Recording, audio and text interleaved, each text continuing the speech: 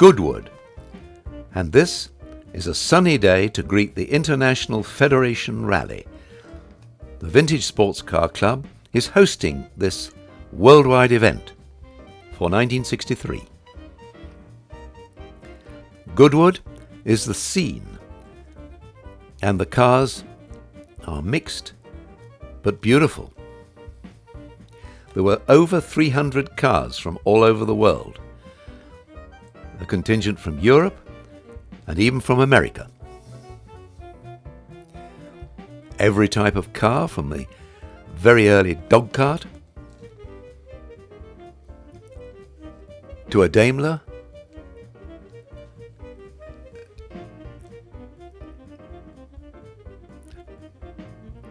to a Renault,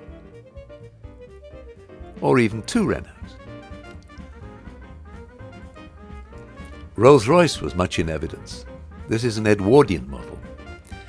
Even steam cars were in evidence.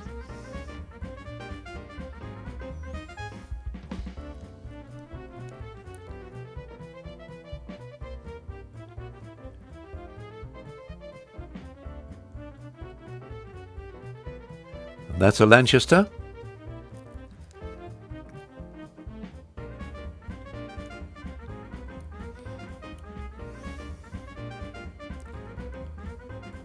Flags of all nations, cars from everywhere.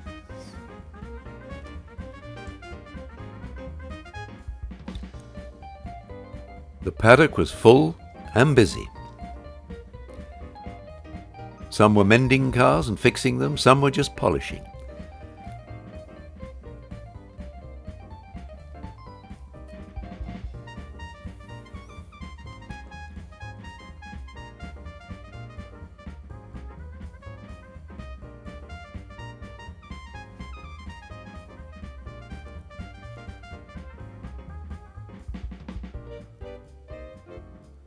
Another dog cart.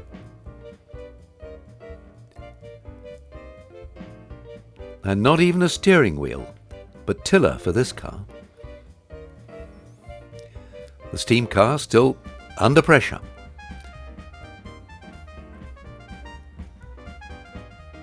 Sammy Davis, the well-known driver and correspondent.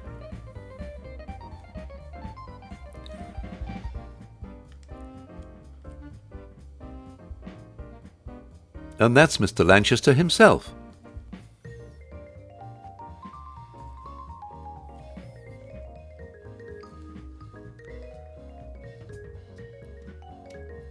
A Benz, where the headlights looked to be about the same value as an Austin 7.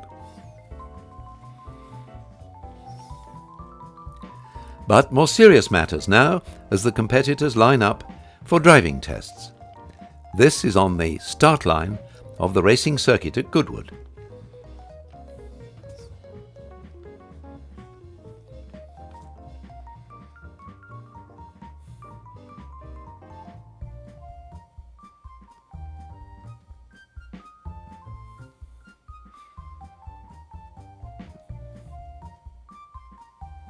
Bit difficult for some folks.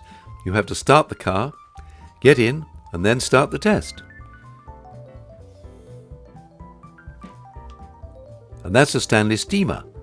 Shows that the art of steam in an automobile had advanced quite a long way. There's the man with the tiller steering.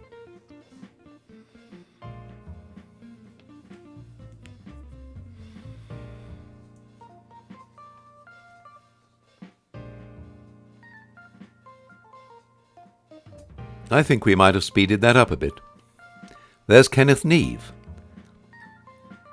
with a Grand Prix Humber.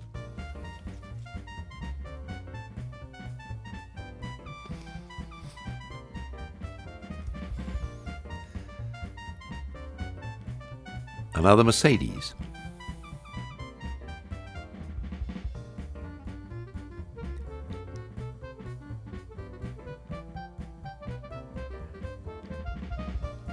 And then we were treated to a parade around the track.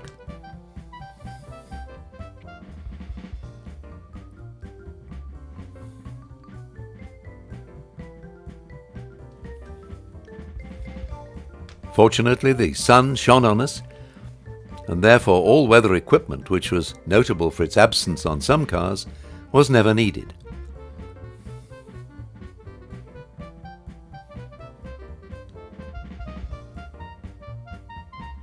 A nice AC with a dicky seat.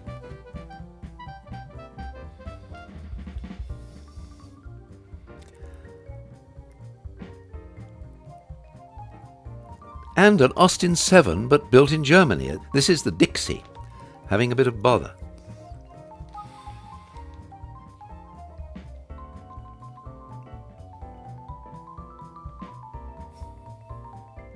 Tony Bird, the competition secretary, came to see if he could help, but they reckoned they could probably get it together themselves.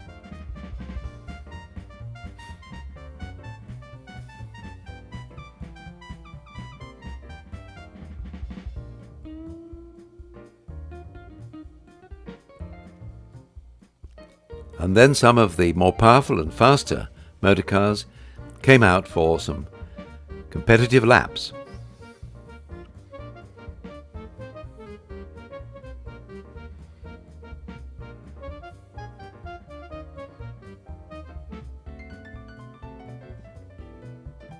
But all too soon, it was over, and the cars returned to the paddock.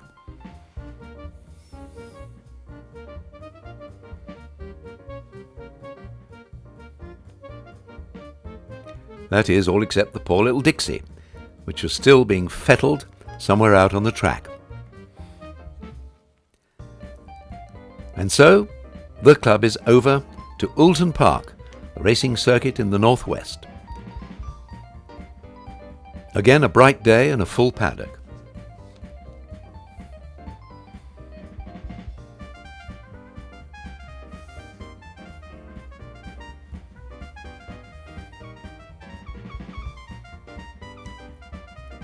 Fraser Mash, certainly suited to this circuit.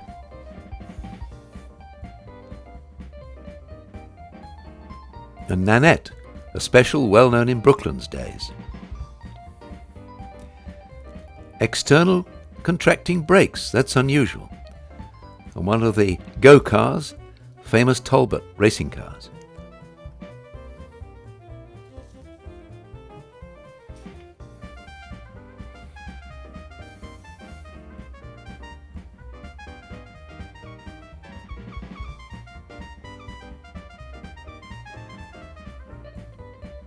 Many folks seem to do most of their winter maintenance in the paddock.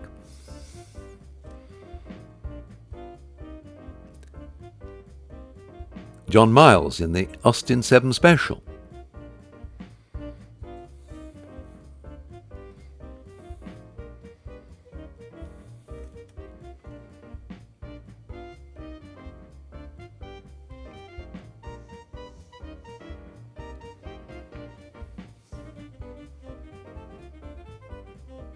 The Appleton Special, again well known from its days at Brooklands.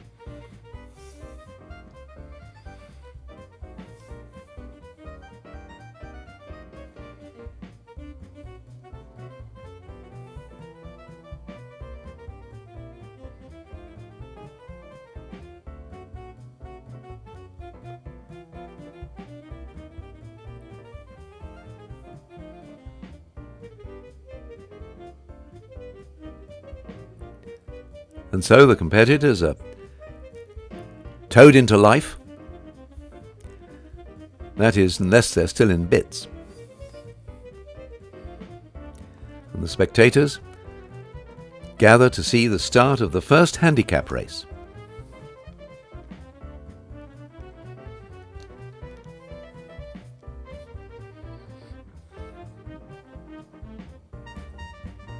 Competitors start with the fastest cars at the back and the slowest cars off first. This way, the handicappers hope that the entire field will cross the line at the same time at the end.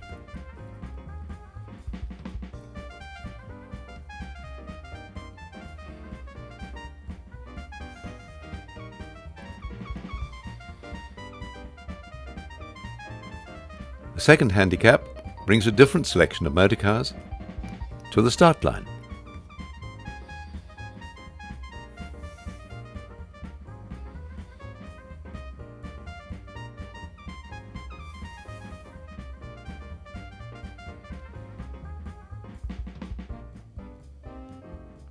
Fraser Nash, again, much in evidence.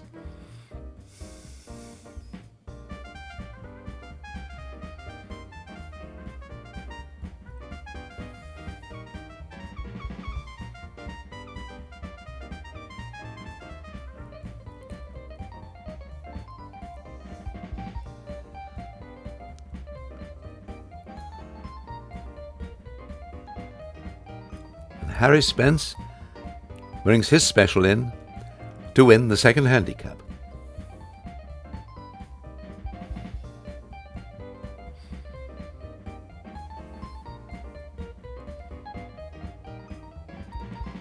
That's Richard Burgle on the start line. His Bugatti is always competitive.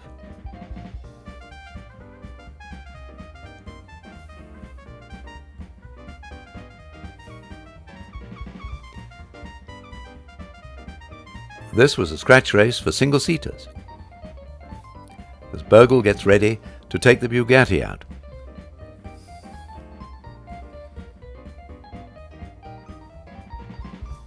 And they're away, but Burgle is left on the line for a moment, but then gets going.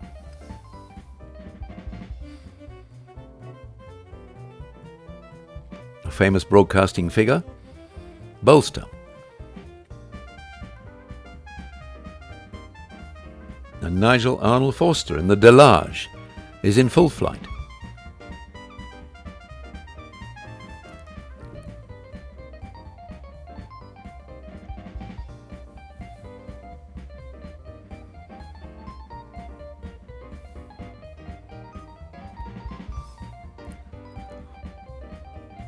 And there's Nigel again in full chat, going around Lodge Corner.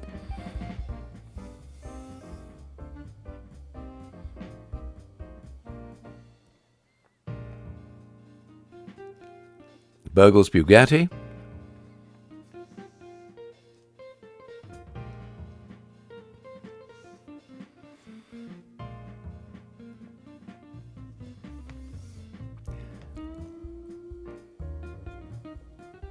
And a winner takes the flag.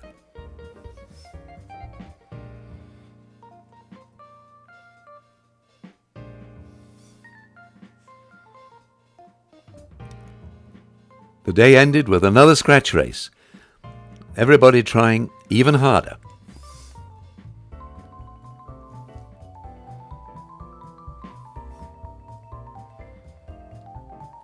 Lodge Corner is not easy, as it is on a blind rise.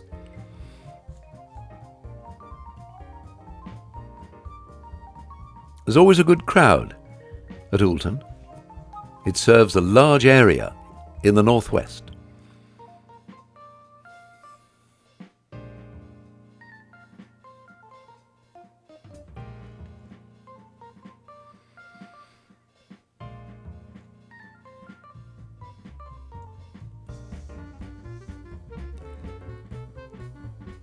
Lindsay leads the pack at Lodge Corner.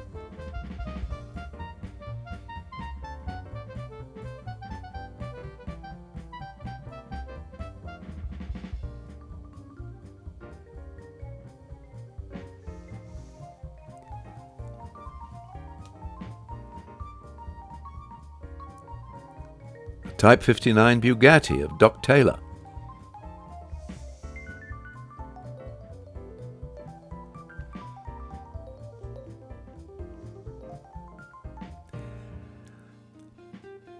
Connaught, quite a newer car to see on the track for vintage meetings. But it's Lindsay that makes the line first.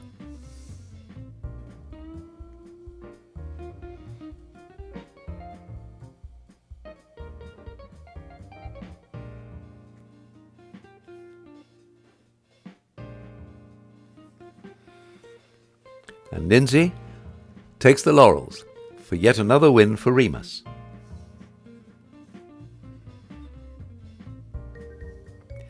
And so we say farewell to Oulton Park for another year and wend our way to Silverstone, where we are treated to a demonstration of the SSK, Mercedes and Harry Rose in the supercharged Bentley.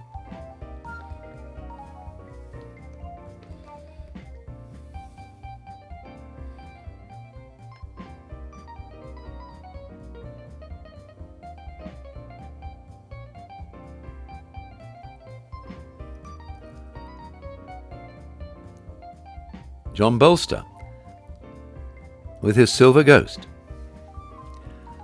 an Amilcar, and Clutton fettling the Itada.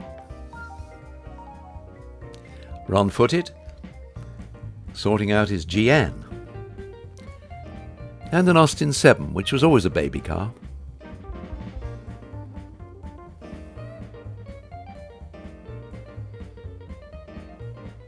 Fine weather and a picnic atmosphere in the paddock.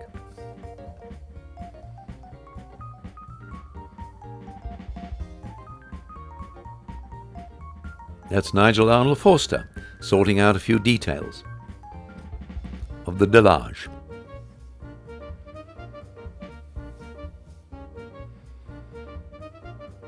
Rileys have always been competitive at Silverstone.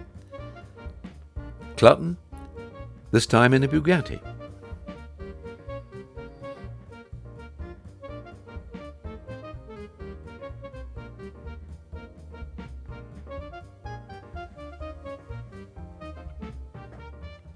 And the start of a scratch race.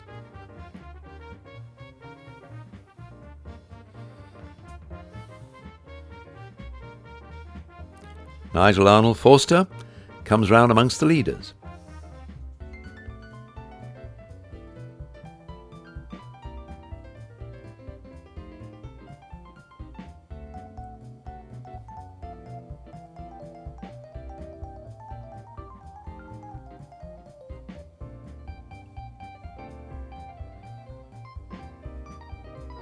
And the racing was fast and furious until the drop of the flag.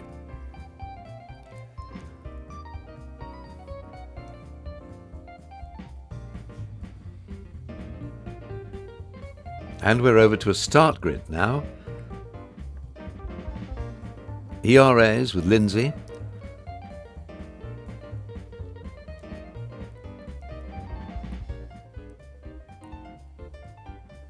And a lot of plugs to choose from.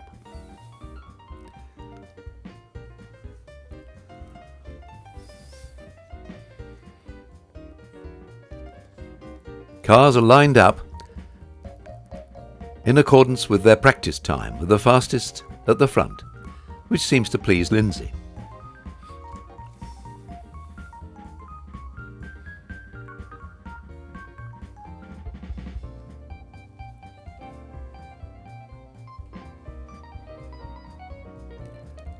A good crowd of vintage members came to watch the fun.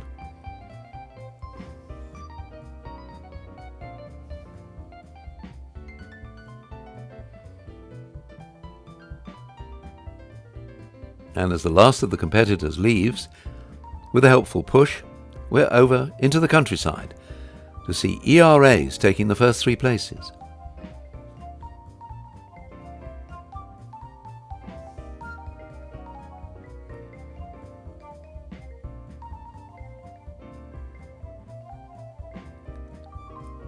Nigel Arnold Forster comes through the field.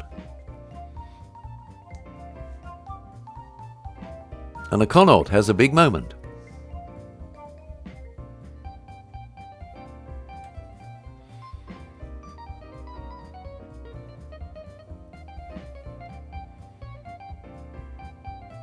And again, the man with the flag brings things to a conclusion. And the cars return to the paddock.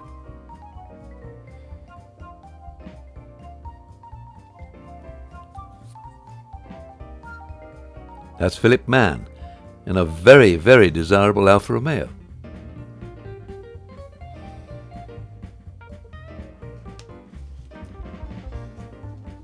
And another start towards the end of the day for what had been a very interesting and competitive Silverstone.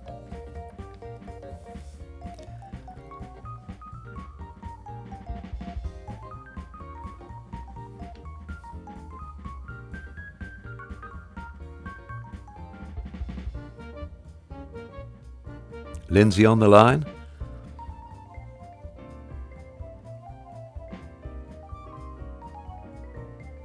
And a push start for Burgle, with his father pushing him. But all good things come to an end, And as we pan past the paddock, it's over to Prescott. Prescott, the main hill climb of the year for the Vintage Club, and the paddock is in an orchard.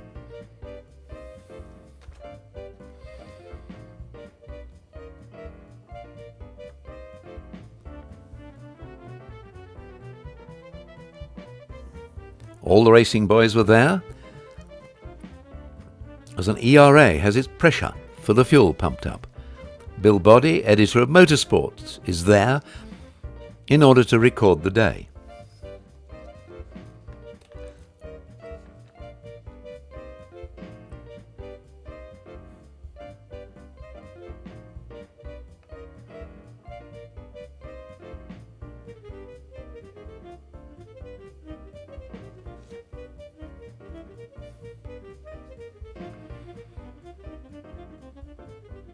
A few more pictures by Bill Boddy.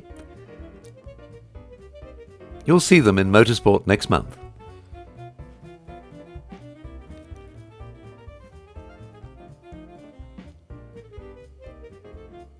Bolster with his special, delightfully named Bloody Mary, and Harry Rose with the Le Mans supercharged Bentley.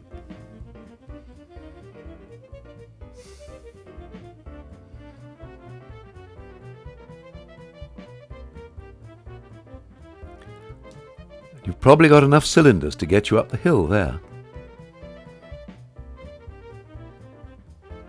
I imagine that's meant to be fixed somewhere. A beautiful engine turn dash on the Delage. Doc Taylor with his special. Very competitive on the hills.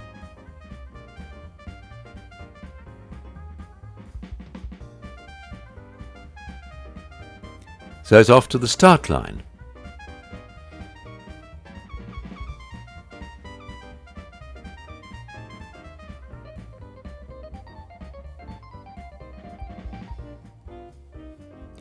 Mainly racing cars, as it's a highly competitive hill, timed to split seconds.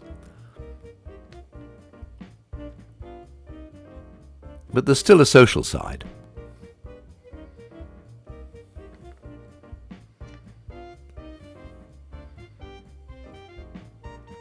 Bill Boddy is sheltering from the sun while the day begins.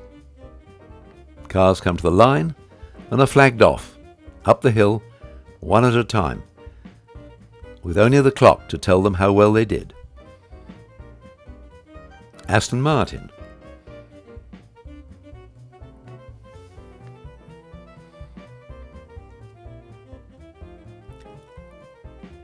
A very special Fraser Nash.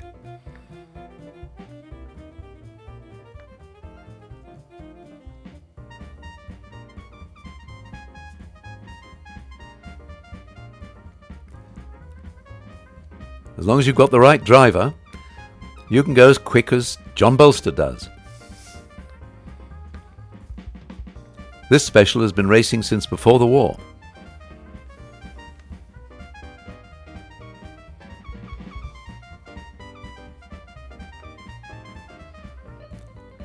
Prescott is the natural home for specials, and today was no exception. Invicta, very competitive. And another Invicta.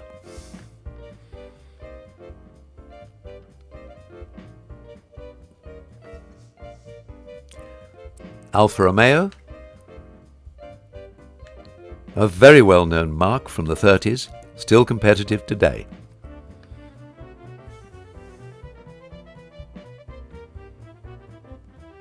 No room for errors, as every split second counts.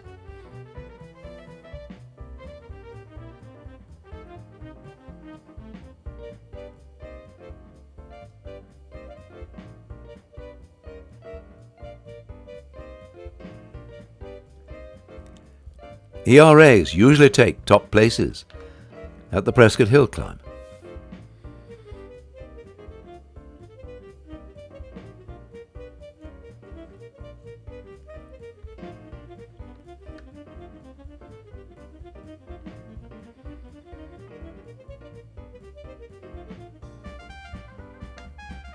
Up to Pardon Hairpin, it's a very tight couple of bends.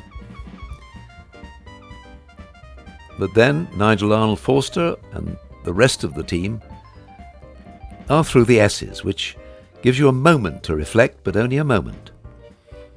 Then you're into the semicircle and the finish.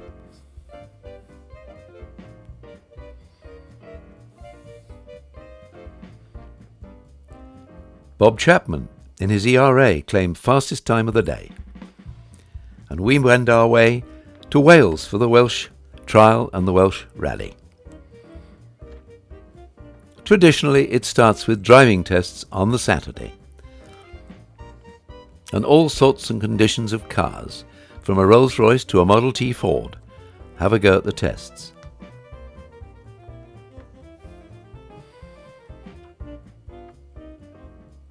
An AC.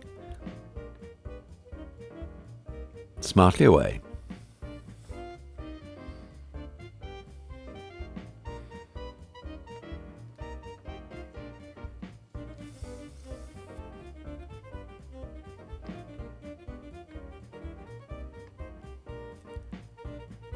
An Edwardian Rolls-Royce Silver Ghost. Not the ideal car for driving tests, but very well handled.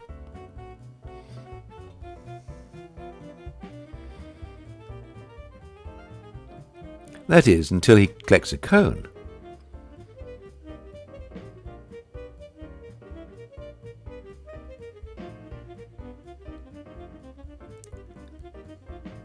Next morning, we are about to set off for the hills. This is where we start mud plugging.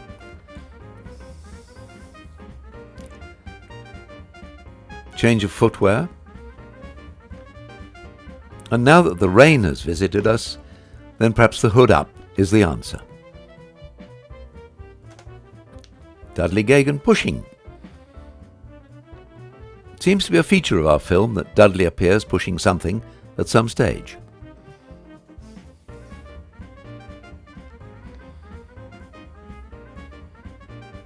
And Alvis with a dicky seat.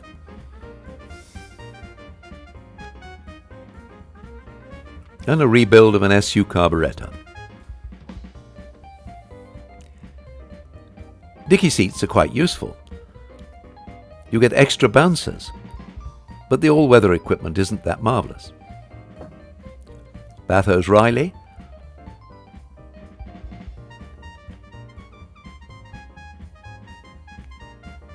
And Dennis Jenkinson, Continental correspondent of Motorsport, watches the proceedings.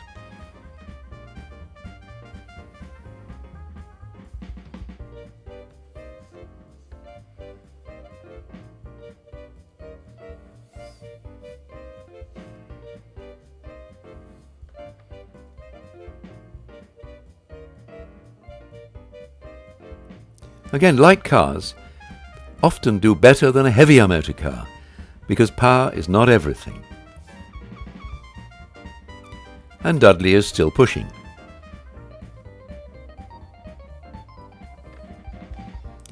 Getting muddier and muddier. But the Lancia has a pretty good attempt at the hill.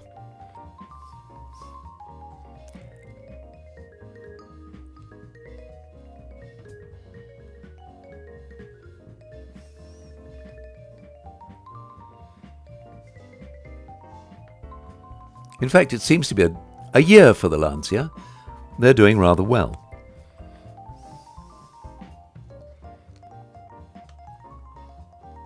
As it just makes it to the top of the hill.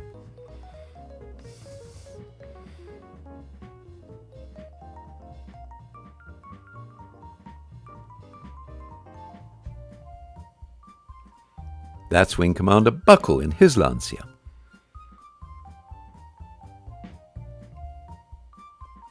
And an Alvis 1250 is ideal for this sort of condition.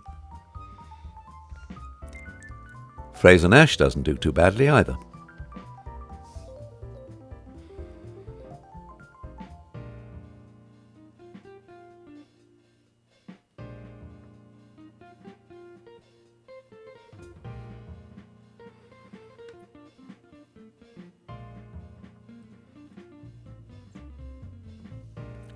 Jenks is encouraging a light car man.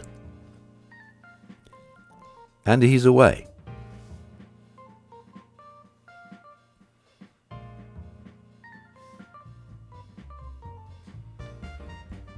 And Bill Buddy does his canute act in the stream.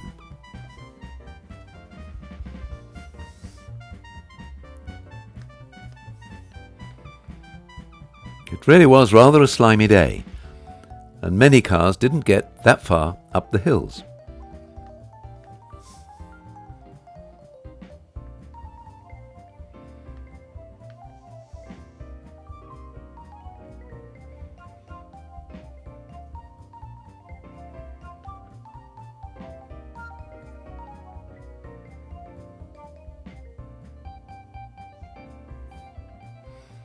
Eventually you have to face facts and drift back to the bottom.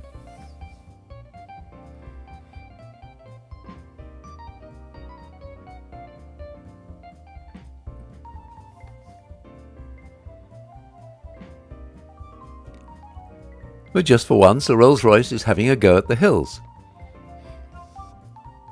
Not an ideal car, but a very noble effort.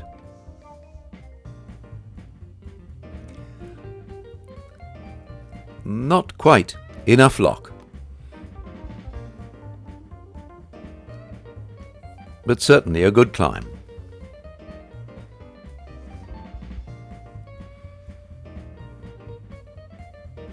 At least they're in comfort in the rain. This bend is proving to be a little bit of a problem for cars with a limited lock.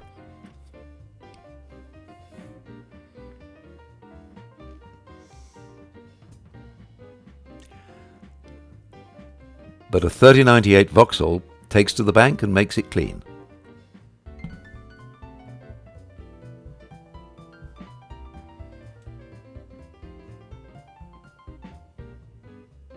Again, 2 bites at the cherry, and a bit of cranking.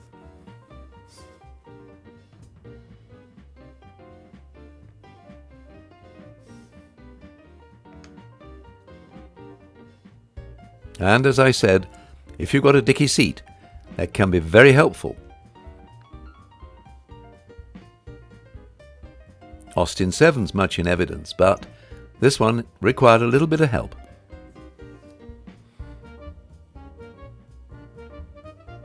Bentley on the last hill, Smatcher.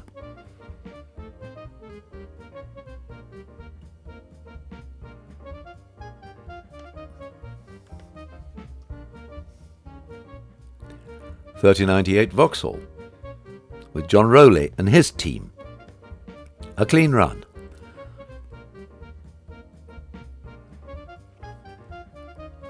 As is the Austin 7, who gets the thumbs up. Hamish Moffat, the crowd always waits for his climb, always dramatic. This time though, not quite to the top, so he has to take a second bite at it.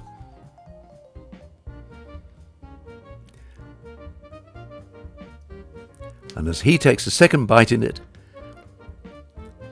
we wave the last cars through for the last event of the 1963 vintage year.